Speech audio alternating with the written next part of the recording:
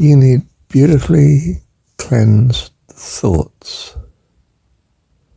Nothing but goodness. So you keep good company and, as I say, good media and good food and good environment and good exercise, good posture. I don't mean something that's a stress and a strain. I mean you want to fill your being and those around you with goodness. Yes, loving kindness, peace, joy, hope.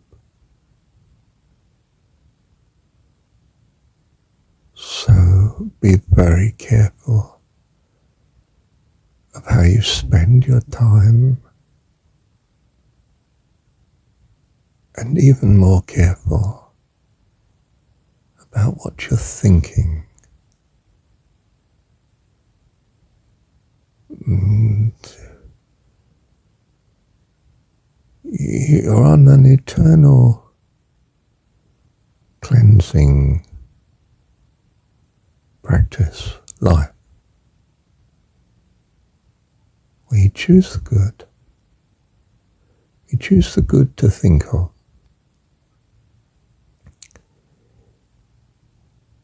Your thoughts are of all godliness and purity, holiness and loveliness, kindness and good intent, purified.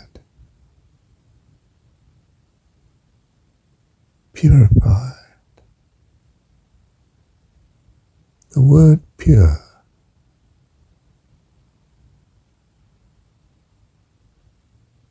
clear of all that would be harm.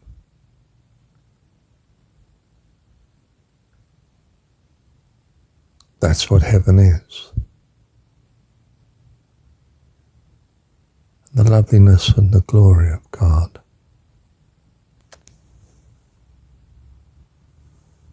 Can shine in you. Do you see how that simple practice of whatsoever is good and lovely, think on these things, such a blessing to you? It doesn't take effort. It takes an address to peace and goodness. Light. Pure light. I am come that you might have life, and have it more abundantly. Thy loving kindness is sweeter than life to me. Thy loving kindness is sweeter than life. My lips shall praise thee, thus will I bless thee. Thy loving kindness is sweeter than life. Thank you, Heavenly Dad, for your beautiful, beautiful company. Always. Love you, Dad. Thank you, Dad. Look at that in verse 6 of John 17. I have manifested, I've made it clear. I've talked, I've said, thy name, which is Dad, remember, unto the men which thou gavest me out of the world. Thine they were. We already belong to God, you see. And thou gavest them to me, and they have kept thy word. That word, you see, that I gave. I've manifested thy name, Father, and they've kept it. Do you see, we're in the 6th verse, which is the number of man. And it's the number of man it's here is the key. Man's number 6 here, you see, in what this says, that keeping this word, this notion that God is Dad, which you see is different to the ancient view of frightening gods. This is a loving God. I mean, obviously a perfect God, you know what I mean? Perfect and all-powerful, you see. And you think of him as Dad, now your life will be transformed.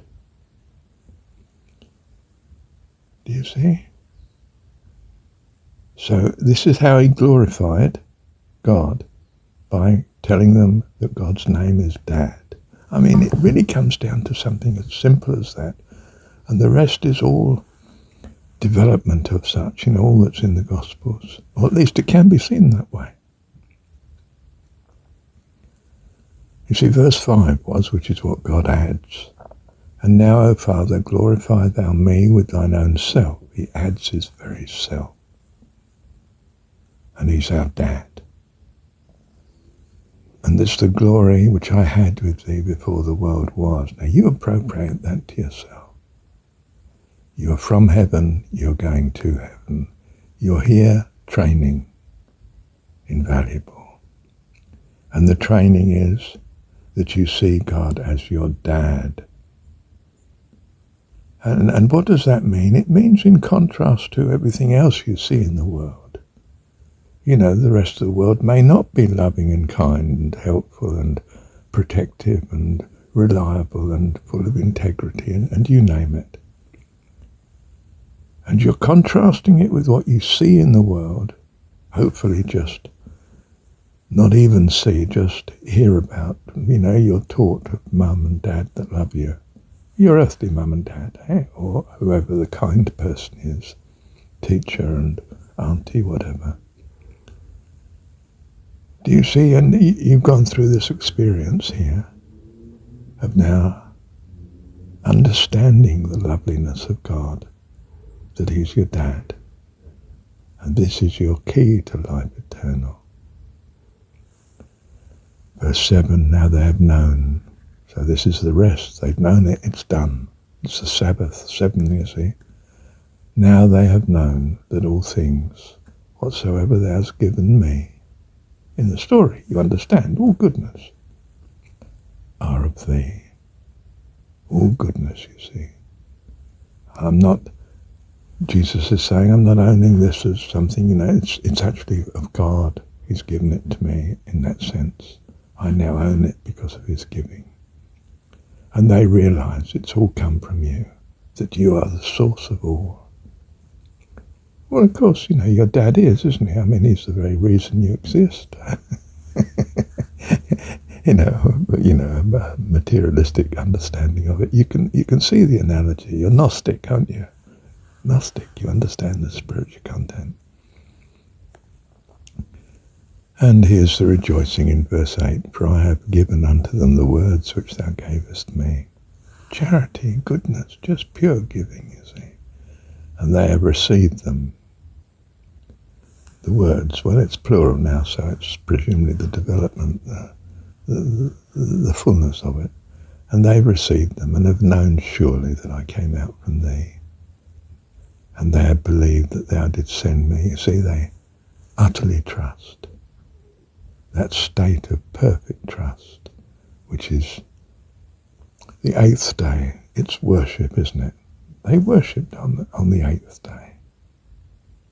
7th day they kept Sabbath. It was a rest, the Sabbath. But the 8th day they celebrated. They had communion. They were in family. You've got life eternal, you see, and you're enjoying it to the full. So, coming back to it, that verse 6 is key to you. I've manifested thy name unto the men which thou gavest me out of the world. Thine they were, and thou gavest them me, and they have kept thy word. That's all you have to do. Keep his word. Think of him always as Dad. Bless you. Thank you, Heavenly Dad.